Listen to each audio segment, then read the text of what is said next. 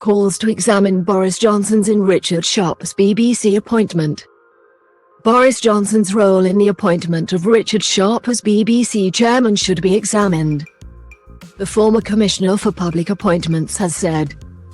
The former Prime Minister himself was conflicted in the process, according to Sir Peter Riddell, who also said questions remain about the loan made to him.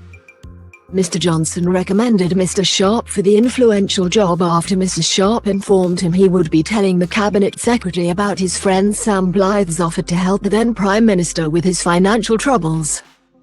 Mr. Sharp resigned as BBC chairman on Friday after barrister Adam Heppenstall KC's review found him to have broken the rules by failing to disclose he played a role in getting Mr. Johnson an £800,000 loan guarantee.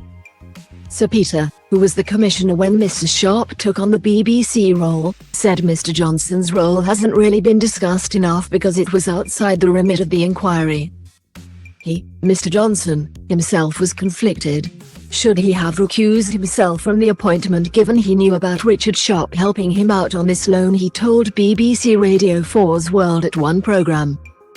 Big questions remain about conflicts involving Boris Johnson's role and about who made the loan to him, Sir Peter also wrote on Twitter.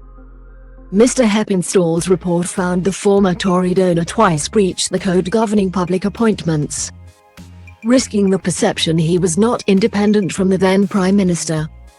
It noted the support Mr. Sharp received from Downing Street during the hiring process, with Number 10 telling MPs interviewing candidates that he looked like a strong candidate. Sir Peter also noted the curiously murky exchanges between Mr. Sharp and Cabinet Secretary Simon Case, and questioned whether the Cabinet Office should have told colleagues in the Department for Digital, Culture, Media and Sport scrutinizing Mr. Sharp's appointment about what was happening with the private finances. Mr. Johnson has declined to comment on the inquiry's findings.